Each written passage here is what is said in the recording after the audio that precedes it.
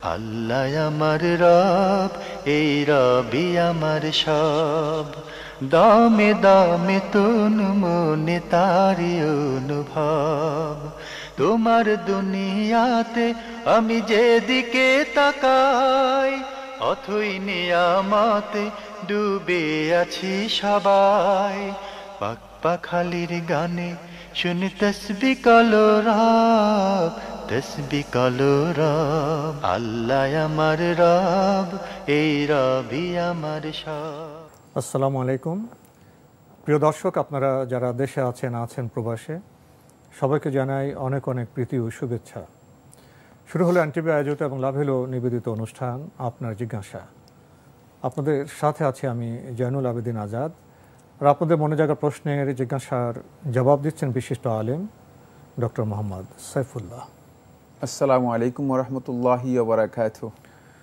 প্রিয় দর্শক, চলুন তাহলে জিজ্ঞাসার জগতে। শুরুতেই একটি দীর্ঘ চিঠি পাঠানো হয়েছে তেজারত শপিং টাওয়ার, দুনিয়া, ঢাকা থেকে। লিখেছেন, পাত্রের পাশ থেকে খাবার খেতে হয় কারণ মাঝখানে বরকত নাজিল হয়, এই হাদিসটি কি সহি? গুরুত্বপূর্ণ প্রশ্ন করেছেন। যে কোনো পাত্রের কাছে যে অংশটুকু রয়েছে সেখান থেকে খাওয়ার বিষয়ে রাসূলুল্লাহ সাল্লাল্লাহু আলাইহি ওয়াসাল্লাম নির্দেশনা দিয়েছেন। রাসূলুল্লাহ সাল্লাল্লাহু আলাইহি ওয়াসাল্লাম আব্দুল্লাহ ইবনে আব্বাস রাদিয়াল্লাহু তাআলাকে লক্ষ্য করে বলেন, ইয়া গোলাম সামিল্লাহ ওয়াকুল বিয়ামিনিক। হে যুবক, তরুণ, প্রথমে আল্লাহর নাম উচ্চারণ করো, বিসমিল্লাহ বলো, ওয়াকুল বিয়ামিনিক, এবং তোমার ডান হাতে খাও, ওয়াকুল মিম্মা ইয়ালিক, এবং যেটা তোমার কাছে আছে সেখান থেকে খাও। মানে দুধ থেকে না, এদিক সেদিক থেকে না।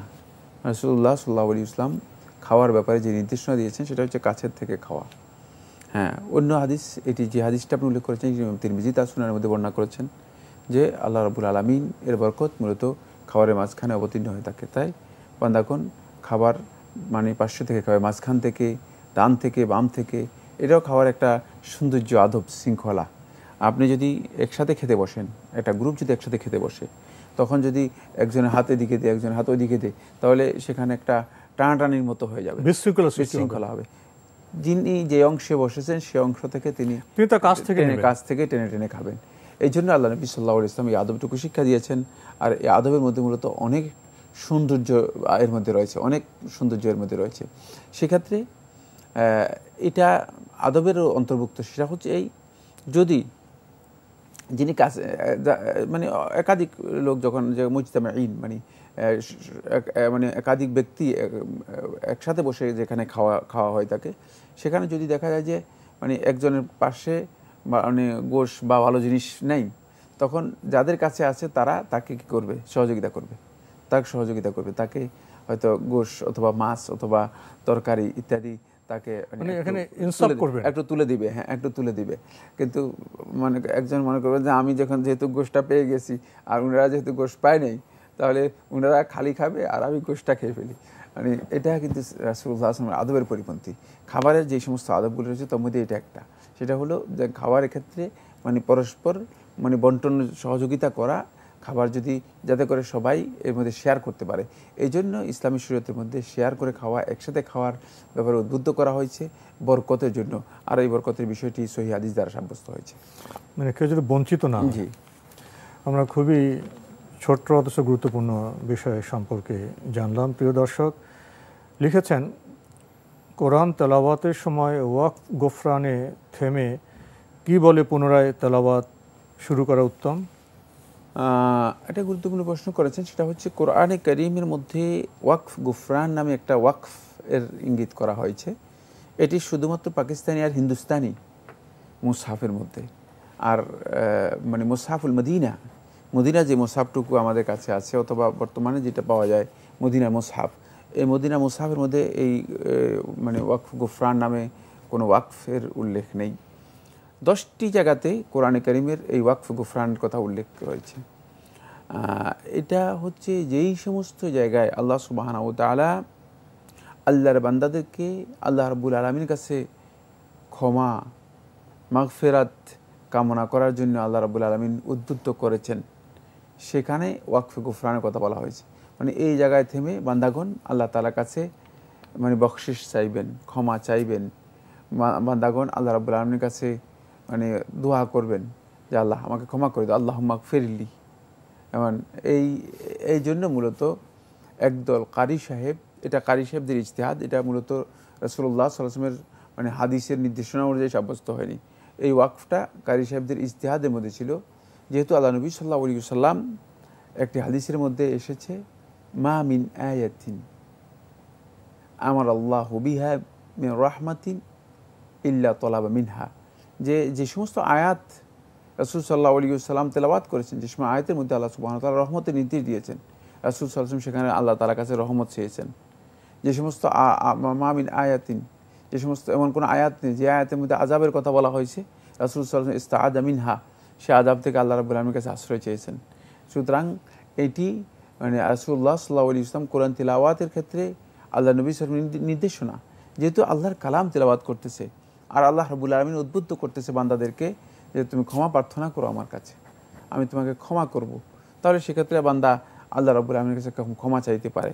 এজন্য ওয়াকফ গুফরান যেটাকে বলা হয়েছে, সেখানে যদি কেউ দাঁড়িয়ে তিনি যদি আল্লাহ রাব্বুল আলামিনের কাছে এই দোয়া করেন আল্লাহুম্মা গফিরলি, ক্ষমা চান, এটি জায়েজ রয়েছে। যেমন সূরা আল মায়েদার 50 নম্বর আয়াতের সর্বপ্রথম ওয়াকফ গুফরান, সূরা আল মায়েদার 50 নম্বর আয়াতের সর্বপ্রথম ওয়াকফ গুফরান।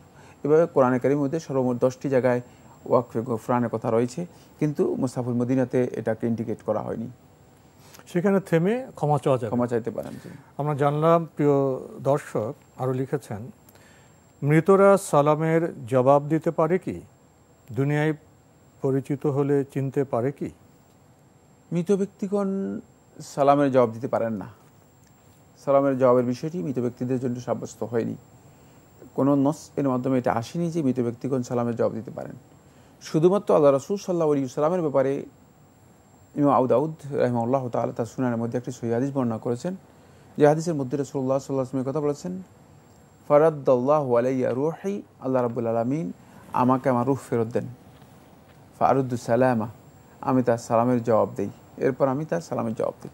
এটি আল্লাহ রাসূল সাল্লাল্লাহু আলাইহি ওয়াসাল্লামের সহিহ হাদিস দ্বারা সাব্যস্ত হয়েছে। তাই রাসূলুল্লাহ সাল্লাল্লাহু আলাইহি ওয়াসাল্লামের কবরের কাছে গিয়ে কেউ যদি সালাম দেন, তাহলে আল্লাহ নবী সাল্লাল্লাহু আলাইহি ওয়াসাল্লাম তার ওই সালামের জবাব দিয়ে থাকেন। এটি সহিহ রিওয়ায়াতের মাধ্যমে সাব্যস্ত হয়েছে, এটি সহিহ রিওয়ায়াতের মাধ্যমে সাব্যস্ত হয়েছে। এরপরে যে মাসআলাটি উল্লেখ করেছেন সেটি হচ্ছে মৃত ব্যক্তিগণ যাদেরকে চেনেন, যাদের সাথে মানে পরিচয় আছে, তারা যদি কবরের পাশে যান তাদেরকে চিনেন কিনা বা চিনতে পারেন কিনা, এই মর্মে যে বর্ণনাগুলো উল্লেখ করা হয় থাকে সবগুলো বর্ণনায় মূলত দাঈফ, দুর্বল। এখানে বিশুদ্ধ বক্তব্য হচ্ছে বারজাখী জীবনের সাথে দুনিয়ার জীবনের সম্পর্ক কেমন হবে, এটা আল্লাহ নবী সাল্লাল্লাহু আলাইহি ওয়াসাল্লাম স্পষ্ট করে বলেননি। বারজাখী জীবনটাই এই কারণেই বারজাখ, যে এখানে দুনিয়ার সাথে সামান্যতম কোনো সম্পর্ক নেই, আখিরাতের সাথেও কোনো সম্পর্ক নেই, দুনিয়ার সাথেও কোনো সম্পর্ক নেই, তাই এর নাম দেয়া হয়েছে বারজাখ। এটা সম্পূর্ণ একটা বিচ্ছিন্ন জীবন। ফলে মৃত ব্যক্তি তার কবরের সামনে গেলে, আত্মীয় স্বজন গেলে তাদেরকে চিনতে পারে মর্মে যে বর্ণনাগুলো দেওয়া হয় তাকে, এগুলো অনেক বিতর্কিত। যে রেওয়ায়েতগুলো উল্লেখ করা হয় থাকে সবগুলো রেওয়ায়েতের মধ্যে মানে দীর্ঘ আলোচনা রয়েছে। আহলুত তাহকিক, মুহাক্কিক, উলামায়ে কেরাম এগুলোকে দাঈফ বলেছেন, দুর্বল বলেছেন। সুতরাং এটি বিশুদ্ধ বক্তব্য যেটা, সেটা হচ্ছে তারা লোকদেরকে যারা কবর জিয়ারতের জন্য যান তাদেরকে না চিনতে পারেন, না তাদের বক্তব্য শুনতে পারেন, না তাদের বক্তব্যের কোনো উত্তর দিতে পারেন, যেহেতু এটি বারজাখ। যদি তারা উত্তর দিতে পারতেন, তারা চিনতে পারতেন, তাহলে তো আর এটা বারজাখ হতো না। তাহলে এই জিন্দেগিকে হায়াত বারজাখিয়া বলা হতো না, বারজাখি জিন্দেগি বলা হতো না। তাহলে তো তারা মোটামুটি দুনিয়ার একটা অংশ, তাদের দুনিয়ার সাথে একটা কানেকশন, একটা সম্পর্ক তাদের মানে অব্যাহত থাকতো না। মূলত এটা হায়াত বারজাখিয়া এই কারণেই, যেহেতু দুনিয়ার জীবনের সাথে কোনো সম্পর্ক নেই, এখন সম্পূর্ণ বিচ্ছিন্ন হয়ে যায়, এই কারণে এটাকে হায়াত বারজাখিয়া বলা হয় থাকে। বাকি এখানে যে বর্ণনাগুলো রয়েছে প্রত্যেকটি বর্ণনার মধ্যেই মূলত মিথ্যাবাদী রেওয়ায়াতকারী রয়েছে। লিখেছেন, পাত্রের মাঝখান থেকে খাবার বাড়তে হয় না, এই বক্তব্য কি সহিহ? না, এই ধরনের বক্তব্য হাদিসের মাধ্যমে সাব্যস্ত হয়নি যে কোনো পাত্রের মাঝখান থেকে খাবার বাড়া নিষেধ। তবে মানে একথা সত্য যে যে কোনো একটা খাবার যদি আপনি বাড়তে যান, পাত্রের মাঝখান দিকে থেকে যদি শুরু করেন, তাহলে এই কাজটি আপনার সুন্দর হবে না, খাবারের জন্য সুন্দর হবে না, এটা ঠান্ডা হয়ে যাবে, মানে জিনিসটা নষ্ট হয়ে যাবে কিনার থেকে। এই জন্য হ্যাঁ, শৃঙ্খলা সৌন্দর্য আদব হচ্ছে কিনার থেকে তিনি বাড়বেন, মাঝখান থেকে যাবেন না। যেমনি খাওয়ারের বিষয় কিন্তু মাঝখান থেকে খাওয়ার ব্যাপারে রাসূলুল্লাহ সাল্লাল্লাহু আলাইহি ওয়াসাল্লাম বক্তব্য রয়েছে। লিখেছেন, দ্বিতীয় বিয়েতে প্রথম স্ত্রীর অনুমতি কি আবশ্যক? না, দ্বিতীয় বিয়েতে প্রথম স্ত্রীর অনুমতি আবশ্যক নয়। প্রথম স্ত্রীর অনুমতি ছাড়াই দ্বিতীয় বিয়ে করতে পারবেন, জায়েজ রয়েছে। তবে ইনসাফ করতে পারবেন কিনা সে বিষয়টি তো আমাদের পাত্রকে ভাবতে হবে। অবশ্যই তাকে সেটা তার প্রথম ওয়াজিব, সেটা তার প্রথম ওয়াজিব। তার গুরুত্বপূর্ণ দায়িত্ব। ইনসাফ করবেন কিনা এবং ইনসাফ করতে পারবেন কিনা এটা তার প্রথম ওয়াজিব। বাকি এই মাসালাটি আরেকটি এখানে বিষয় রয়ে গিয়েছে, সেটা হচ্ছে লোকাল যেই মানে সিস্টেম বা ল রয়েছে, সেই লোকাল লতে কিন্তু এটা বাধ্যতামূলক করা হয়েছে, বাধ্যতামূলক করা হয়েছে। মানে সেক্ষেত্রে কিন্তু মানে সতর্কতার বিষয় রয়েছে, অথবা সে বিষয়কে মানে সামনে রাখার রয়েছে, অন্যথায় লোকাল লয়ের ক্ষেত্রে তিনি মুখোমুখি হবেন। লিখেছেন, তিনটি জিনিস নিয়ে যেতে বাধা দেওয়া উচিত নয়, সে জিনিসগুলো হলো পানি, ঘাস, আগুন। এমন হাদিস কি সহি? এই হাদিসটা কেউ কেউ সহি বলেছেন, সনদের দিক থেকে বক্তব্য আছে, বিতর্ক আছে, বাকি কেউ কেউ সহি বলেছেন। আমার কাছে মনে হচ্ছে সহি, সনদের দিক থেকে সহি মনে হয়েছে। এগুলো ব্যাপারে আল্লাহ সুবহানাহু ওয়া তাআলা বান্দাদেরকে কমন অধিকার দিয়েছেন, কিন্তু আছে, কিন্তু হচ্ছে ওই ব্যক্তির পানি, যে পানি নিজে মানে ঘরে সংরক্ষণ করেছে, তার পানি আপনি নিয়ে চলে যাবেন, তাহলে সে কি খাবে? এটা হচ্ছে কমন পানি যেগুলো আছে, যেগুলো প্রবাহমান, প্রবাহমান নদীর পানি, পুকুরের পানি, খালের পানি যেগুলো, অথবা বৃষ্টির পানি, এগুলো। কিন্তু কেউ যদি বৃষ্টির পানি তিনি তার বালতির মধ্যে অথবা তিনি তার কলসির মধ্যে এটাকে সংরক্ষণ করেছেন, সংরক্ষণ বা কলসির মধ্যে সুন্দর করে সংরক্ষণ করে রাখছে, তিনি হয়তো মানে নিয়ে যাবেন, আর আপনি এসে বললেন যে আমি নিয়ে যাচ্ছি পানিটা, না, এটা জায়েজ নেই, এটা হারাম, এটা হারাম। কারণ এই সংরক্ষণের পর এটা তার হকের মধ্যে চলে গিয়েছে। সুতরাং ব্যক্তির হক সাব্যস্ত হয়ে যাওয়ার পরে এই তিনটি জিনিসের মধ্যে ব্যক্তির হক, যেমন ঘাস, মনে করেন এটাকে কি বলা হয় যে পাহাড়ি এলাকা, অথবা এটাকে কি বলা হয় তাকে মানে বিল, এগুলোর মধ্যে ঘাস ভরপুর আছে। এখন আপনি ঘাসে আপনার গরু, ছাগল, গবাদি পশু আপনি দিতে পারেন, চালাতে পারেন, সেখান থেকে ঘাস কেটে এনে আপনি আপনার গবাদি পশুকে দিতে পারেন। কিন্তু ঘাস কেটে সুন্দর করে আপনি একটা ইয়ে তৈরি করেছেন, এটা নিজের পশুর জন্য নিয়ে যাবেন, তৈরি করছেন, মানে আরেকজন এসে আপনার ঘাসটা নিয়ে চলে যাচ্ছে, বলছে যে না, এটি যেহেতু মানে না, যখন আপনি এটা আপনার নিজের হেরাজ করেছেন, এটাকে হেরাজ বলা হয়, নিজের প্রয়োজনে সংরক্ষণ করেছেন, সংরক্ষণ করার পরে এটা চুরি করাও হারাম, এটা নিয়ে যাওয়াও হারাম, এটা জায়েজ নেই। ঠিক অনুরূপভাবে আগুন, যেমন কোনো একজন ব্যক্তি আগুন জ্বালিয়েছে, এখন ব্যক্তিগত যে আগুন জ্বালিয়েছে সেখানে তার অনুমতি ছাড়া আপনি মানে তার আগুন মানে নিভাইতেও পারবেন না, তার আগুন নিয়েও যেতে পারবেন না। কিন্তু যদি বনের মধ্যে দেখতেছেন আগুন জ্বলতেছে, সেখান থেকে আপনি আগুন নিজেও কালেকশন করতে পারেন, আগুন নিভাই দিতে পারেন, এটা সবার জন্য কমন, যেহেতু এটা আল্লাহ সুবহানাহু ওয়া তাআলা এভাবে ওপেন রেখে দিয়েছেন।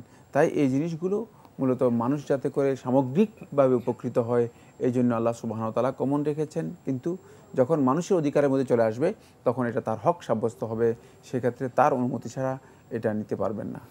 গ্রাম এলাকায় অনেক সময় দেখা যায় একজন চুলায় আগুন জ্বালিয়েছেন, তার পাশের ঘরের লোক তার ম্যাচ বা এই জাতীয় কিছু নেই, তখন ওখান থেকে একটু কপি দিয়ে আগুন নিতে চান, যে আমি আগুন নিয়ে কাজ করব, সেটা তো হ্যাঁ, তিনি সেটা পারবেন, সেক্ষেত্রে বাধা না দেওয়াটাই হচ্ছে মানে উত্তম সঙ্গত কাজ। আমরা খুবই গুরুত্বপূর্ণ বিষয়ে অবগত হলাম। প্রিয় দর্শক লিখেছেন, মেয়েরা প্রথম স্বামীকে ডিভোর্স দিলে স্বামীর অনিচ্ছায় সেকেন্ড বিয়ে করলে সেকেন্ড বিয়েটা কি বৈধ হবে? আর একটু ক্লিয়ার করে বলেন। জি, একজন মেয়ে প্রথম স্বামীকে ডিভোর্স দিলেন, ডিভোর্স দিয়েছেন, প্রক্রিয়া কি ছিল সেটা জানতে হবে। হয়তো কোর্টে, যদি বৈধপত্র কোর্টে, যদি শুধুমাত্র কোর্টের মাধ্যমে দিয়ে থাকে তাহলে তার এই ডিভোর্স প্রক্রিয়া সহি হবে।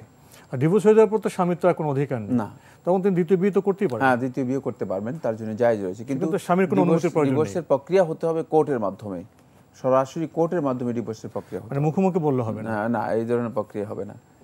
জি, লিখেছেন, হে আল্লাহ, আপনার সমস্ত বান্দাদের জন্য যেসব মর্যাদা রেখেছেন তা আমাকেও দান করুন। এভাবে দোয়া করা কি জায়েজ? না, এটা জায়েজ রয়েছে, কোনো অসুবিধা নেই, এর মধ্যে অতিরঞ্জন নেই। আল্লাহ রাব্বুল আলামিনের কাছে এভাবে দোয়া করা জায়েজ যে আল্লাহ, মানে যে মর্যাদা আপনি আপনার বান্দার জন্য রেখেছেন আমাকে সেই মর্যাদা দান করুন, এটা জায়েজ রয়েছে। লিখেছেন, বিসমিল্লাহি আল্লাহু আকবার নাকি বিসমিল্লাহ কোনটি বলতে হয় পশু জবের সময়? বিসমিল্লাহি আল্লাহু আকবার দুটোই বলা জায়েজ রয়েছে, শুধু বিসমিল্লাহ বললেও যথেষ্ট হবে, তবে বিসমিল্লাহি আল্লাহু আকবার সেটাও বলতে পারেন, দুটাই জায়েজ। লিখেছেন, জানোয়ার আধা আধি ভাগের নিয়ম নেই, যে যত বাচ্চা হবে অর্ধেক তোমার অর্ধেক আমার, এ কথার অর্থ কি? জানোয়ার আধা আধি ভাগের নিয়ম নাই, যে যত বাচ্চা হবে অর্ধেক তোমার অর্ধেক আমার।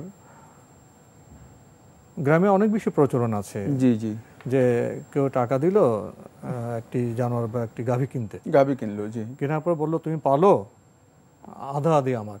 অর্থাৎ যদি দুটি বাচ্চা হয় বা ছাগল দিল পারলে অর্ধেক তোমার অর্ধেক আমার, এভাবে কি হতে পারে? না, হতে পারে, এতে কোনো নাজায়েজ কিছুই নেই, নাজায়েজ কিছুই নেই, আধা আধি হতে পারে। যদি চুক্তি হয়, চুক্তি যদি হয় থাকে, সেই চুক্তির উপর মূলত বৈধ এবং চুক্তি হতে পারে এই বিষয়ে, জি, এটা জায়েজ, জায়েজ প্রক্রিয়া। লিখেছেন, পিতামাতার সাথে ভালো ব্যবহার করলে জান্নাতে আল্লাহ পাক তার ওয়ালি হবেন, তার যখন ইচ্ছে আল্লাহ পাকের কাছে যাওয়া আসা করতে পারবে, এমন ফজিলতের কি কোনো ভিত্তি আছে? না, এই ফজিলত আবিষ্কার করা হয়েছে, এর চেয়ে ভালো ফজিলত আছে, কিন্তু এটা আবিষ্কার করা হয়েছে, এটা নিজেরা তৈরি করেছেন, এটি হাদিস দ্বারা সাব্যস্ত হয়নি, জালিয়াতি করা হয়েছে, জি, ফজিলতটা জালিয়াতি করা হয়েছে। লিখেছেন, সন্তানদের লেখাপড়া, চিকিৎসা, বিয়ে ও আবদারে পার্থক্য থাকতে পারে, পিতা মাতা সবার সাথে সমতা রক্ষা করবেন কিভাবে? না, এক্ষেত্রে সমতা রক্ষা করা বাধ্যতামূলক কিছুই না, সমতা রক্ষা করা ইনসাফ করবেন, হ্যাঁ, সমতার সাথে নয়, এটা ইনসাফের সাথে। যেমন একজন মেডিকেল কলেজে পড়ে, তার খরচ বেশি, আর একজন মনে করেন অন্য প্রতিষ্ঠানে পড়ে, তার খরচ অনেক কম। একজন ওপেন হার্ট সার্জারি হবে, তার যে খরচ যাবে, একজন জ্বর হয়েছে, খরচটা একরকম হবে না। জোর করে তো সমতা বিধান করা যাবে না, ইনসাফ করতে হবে। এখানে ইনসাফটা হচ্ছে গুরুত্বপূর্ণ, ইনসাফটা হচ্ছে গুরুত্বপূর্ণ। মানে এই ক্ষেত্রে মৌলিক যে নির্দেশনা, আদলের মাসআলাটি আসছে কোথায়, এটা জানতে হবে আসলে। মানে আদলের মাসআলাটি এসেছে যদি কোনো সন্তানকে বিশেষ কোনো স্পেশাল কোনো মানে উপঢৌকন অথবা সৌগাত আপনি তাকে দেন, অন্যদেরকে মাহরুম করে, বঞ্চিত করে, সেখানে মূলত আপনার আদলের মাসআলাটি এসেছে। সেখানে আল্লাহ নবী সাল্লাল্লাহু আলাইহি ওয়াসাল্লাম যে ইআদিলু বাইনা আওলাদিকুম, তোমরা তোমাদের সন্তানদের মাঝে আদল করো, সেখানে সেই ক্ষেত্রে গিয়ে আদলের মাসআলাটি আসবে। কিন্তু খরচের ক্ষেত্রে, তারপরে এই প্রাতিষ্ঠানিক ক্ষেত্রে, চিকিৎসার ক্ষেত্রে অথবা বিয়ের ক্ষেত্রে, এখানে যে সমতার বিষয়টি, এটা মূলত বাধ্যতামূলক নয়, বরং এখানে মানে প্রয়োজনের তাগিদে কম বেশি হতে পারে, কম বেশি করলে এতে গুনাহ হবে না। কারণ এখানে বাধ্যতামূলক বিষয় নয় যে আপনি আদল একেবারে তাকে 5 টাকা দিয়েছেন, একেও 5 টাকা দিবেন, একে হয়তো 5 টাকা দিলে তা চলতেও পারবে না, সেটা বাধ্যতামূলক নয়।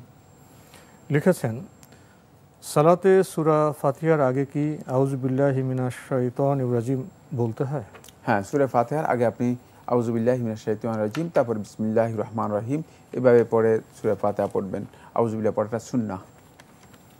লিখেছেন, আযান, ইকামত ও সালাত শুরু, এই তিনটার সময় ডিফারেন্স কতটুকু হওয়া উচিত? আযান, ইকামত এবং সালাত শুরু করা, এই তিনটার মধ্যে সময়ের ডিফারেন্স, পার্থক্য কতটুকু হওয়া উচিত? আযান আর ইকামত এই দুইয়ের মধ্যে অনেক বেশি পার্থক্য হয় না।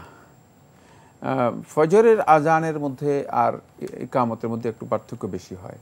ফজরের ক্ষেত্রে যেহেতু মানে গভীর রাত, লোকেরা প্রস্তুতি নিয়ে আসতে একটু ডিলে হয়, এই জন্য দেখা গিয়েছে যে ফজরের ক্ষেত্রে আমরা দেখি বেশিরভাগ ক্ষেত্রে প্রায় আজানের পর 30 মিনিট অপেক্ষা করা হয়, আজানের পর 30 মিনিট অপেক্ষা করা হয়। আর বাকি অন্যান্য সালাতে আজানের পর শুধুমাত্র 15 মিনিটের মতো অপেক্ষা করা হয় থাকে। একজন ব্যক্তি আজানের পর এসে উজু করে 2 রাকাত নামাজ, 2 রাকাত অথবা 4 রাকাত মানে সুন্নাহ নামাজ আদায় করতে পারে, এই সময়টুকু অপেক্ষা করলেই যথেষ্ট। সেটা 15 মিনিট হতে পারে, এর বেশি নয়, 15 মিনিট হতে পারে, এর বেশি নয়। আর মাগরিবের মধ্যে যেহেতু আল্লাহ নবী সাল্লাল্লাহু আলাইহি ওয়াসাল্লাম পছন্দ করেছেন মানে একেবারে আউয়াল ওয়াক্ত মাগরিবের সালাত আদায় করা, 2 অবস্থাতেই মানে তাড়াতাড়ি আদায় করেছেন, সেক্ষেত্রে আজান এর পর ইকামতের মাঝে শুধুমাত্র মানে উজু এবং 2 রাকাত নামাজ পড়তে পারে, যে এতটুকুই যথেষ্ট।